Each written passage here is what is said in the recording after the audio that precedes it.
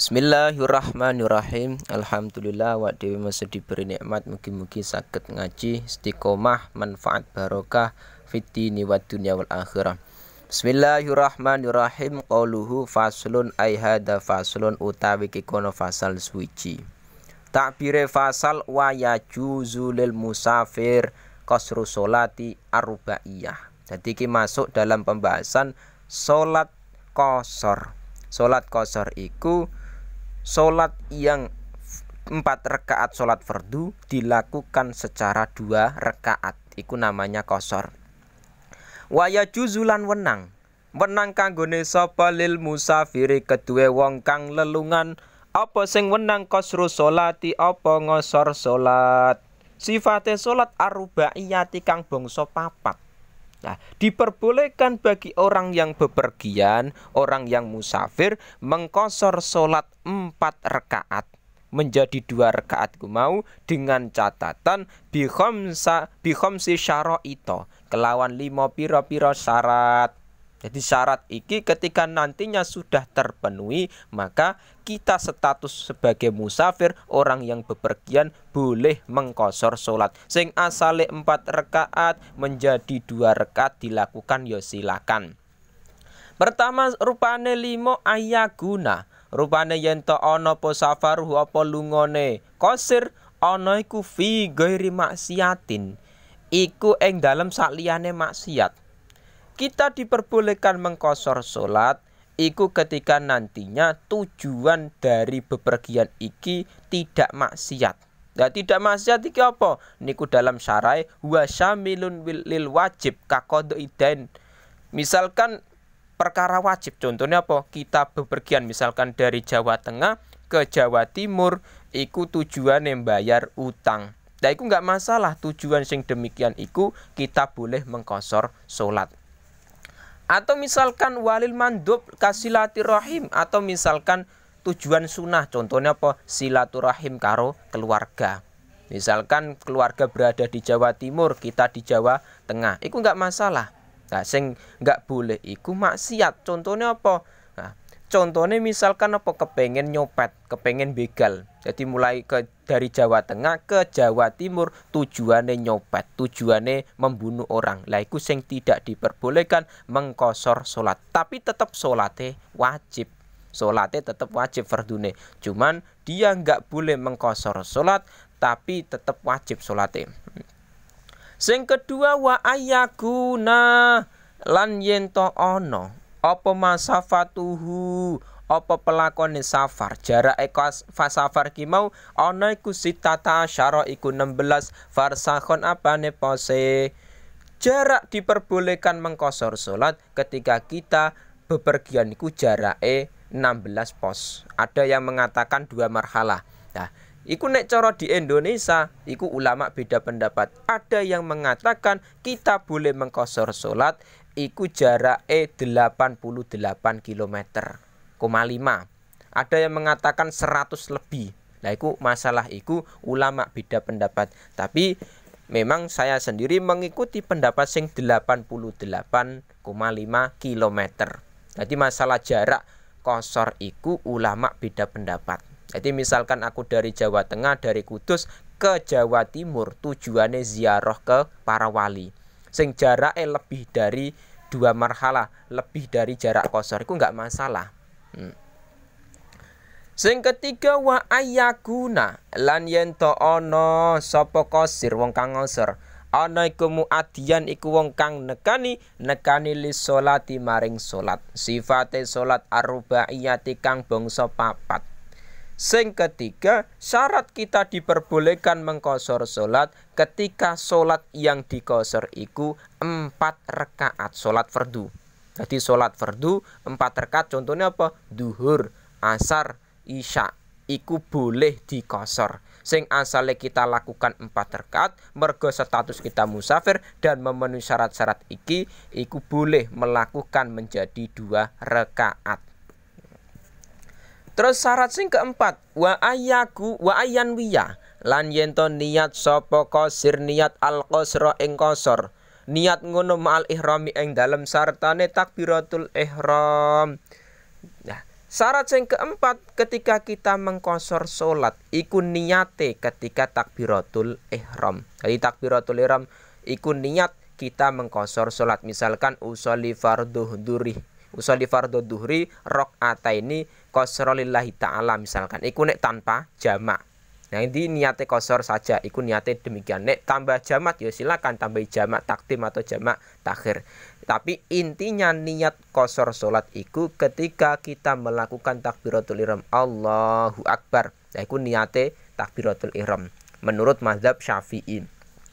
Sing kelima wa alla ya'tama lan yen to ora makmum. Sapa qasir ora makmum mau bimuqimin kelawan wong kang mukim utawa wong sing salat secara sempurna. Qauluhu bimuqimin ay biman yusolli salatan tamatan liyashmala al-musafir al-mutim.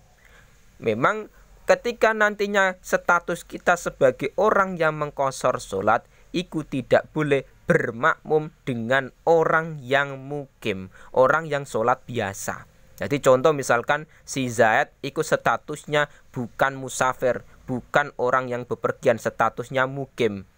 Terus tak jadikan imam padahal salat dia iki duhur 4 rakaat, salat biasa enggak qashar. Lah status saya iku statusnya salat qashar. Wong saya memang statusnya musafir, lah iku tidak boleh. Karena apa? Statusnya beda. Saya salat qashar sedangkan si Zaid sebagai imam iku salate sempurna 4 rakaat enggak qashar. Nah iku bermasalah.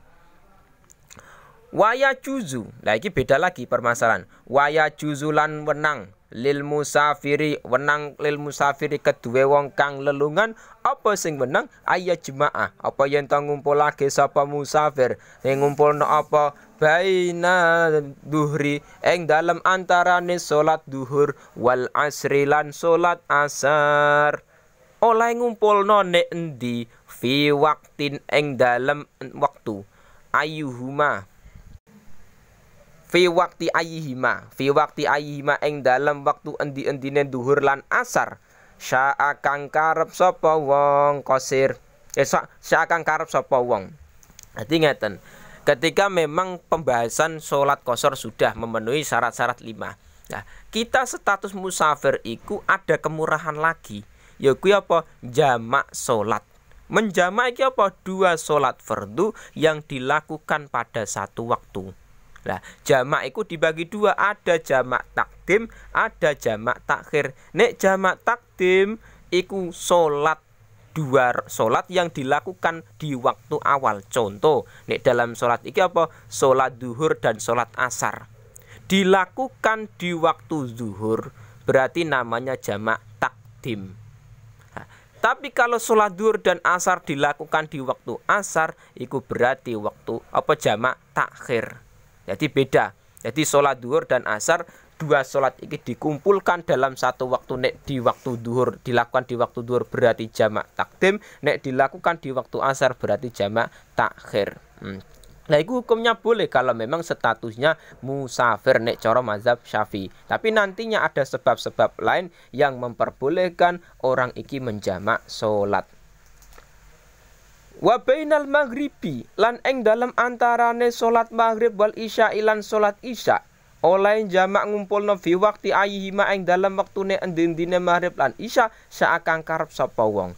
Nah, tapi juga tidak hanya salat duhur dan asar tok sing boleh dijamak, maghrib dan isya itu juga boleh. Misalkan kita salat maghrib, salat isya dilakukan di waktu maghrib iku jenenge jamak takdim, nek dilakukan salat maghrib dan isya di waktu isya jenenge jamak takhir.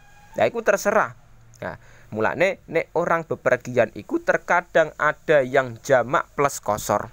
Yo menjamak salat duhur dan asar, setiap kita melakukan sholat duhur di qashar misalkan berarti 2 rakaat duhur, terus melakukan asar di qashar di jamak ya 2 rakaat asar, dan dilakukan di waktu duhur berarti sholat jamak takdim plus qashar. Lah iku bedane di situ. Wa yajuzulan wenang kanggone sapa lil hadiri kedue wong kang hadir, wong sing nek omah, enggak musafir enggak.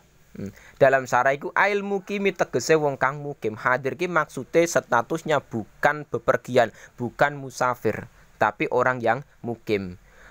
Oleh wenang mau fil matori ing dalem udan. Apa sing wenang ayya jemaah, apa yen to ngumpulake sapa hadir ngumpulno bainahuma ing dalem antarane salat loro. Salat loro iki apa? Zuhur, asar dan maghrib isya. Oleh ngumpulno ning di fi waktil ula ing dalem waktune salat sing pertama. Nah, tapi minhuma sangking salat loro ya kuwi zuhur, asar, maghrib dan isya. Jadi ngeten. Memang hukum asal yang namanya jamak, salat jamak, dua salat fardu sing dilakukan di satu waktu. Iku memang menurut mazhab Syafi'i hukum asal memang sebabnya musafir, sebabnya safar, sebabnya bepergian. Tapi memang ada sebagian pembahasan iku kita diperbolehkan menjamak sholat, tapi iku hanya berlaku di jamak takdim. Iku ketika apa? Ketika memang status kita bukan musafir dan iku sholate jamaah posisine hujan. Jadi misalkan kita iki mau sregep jamaah di masjid, jarak masjidnya jauh misalkan, dan misalkan nggak punya payung.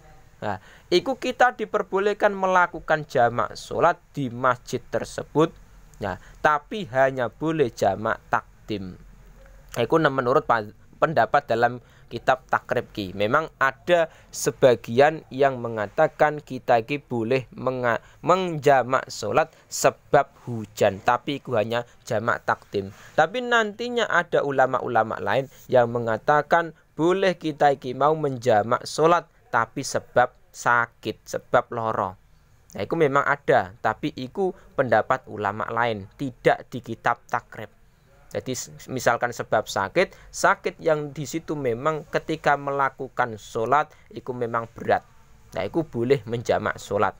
Memang ada sebagian ulama dalam kitab Fathul Mu'in. Nah, mulanya kita ngaji kitab takrib itu tidak cukup, perlu perbandingan dalam kitab-kitab lain, kitab Fathul Mu'in, kitab Safina dan kitab-kitab lain, masalah-masalah fikih, terutama masalah sholat jamak dan qashar. Karena apa? Nantinya ketika kita di masyarakat itu terkadang amit sewu, kadang ada sebagian yang menjamak sholat mungkin sebab sakit. Tidak kok sebab bepergian, enggak, sebab sakit, atau di situ misalkan sebab perkara lain. Nah, kita sebagai orang yang ngaji kudune enggak perlu kaget. Mungkin saja dia punya referensi dari kitab-kitab lain. Mungkin saja dia punya kiai yang diikuti yang tidak sama dengan dalam kitab kimau. Contoh mau misalkan jamak sholat sebab sakit, itu memang dalam kitab takrib itu tidak ada. Tapi nek sampean buka dalam kitab Fathul Mu'in memang ada keterangan yang memperbolehkan jamak sholat itu sebabnya marot, sebabnya sakit. Dan kok dalam kitab lain juga ada yang mengatakan gak hanya ikut tok, lihajatin juga bisa menjamak sholat. Lah masalah itu ulama beda pendapat. Tapi kebanyakan orang itu mengetahui nek jamak iki boleh sebab bepergian. Mulane ngaji kitab itu penting dan perlu kita perbandingan dengan kitab-kitab sing lain. Nah, dalam sholat itu meskipun statusnya musafir, statusnya bepergian, tetap wajib sholat. Misalkan kok kita statusnya kok tidak musafir, statusnya hadir orang yang di rumah, yo tetap wajib sholat. Cuman bahasan qashar di sini itu cuman kemurahan.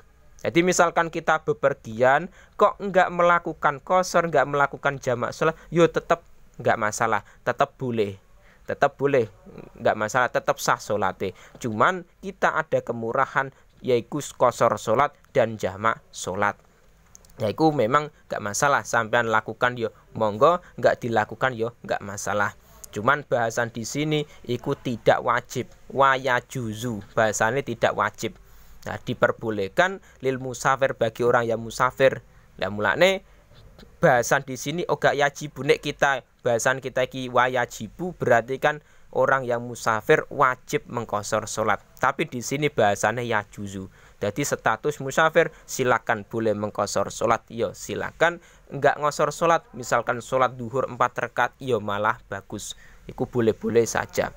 Ya masalah itu terkadang masyarakat itu beda-beda. Ada yang kepengen melakukan sholat kosor plus jamak, ada yang kepengen sholat biasa.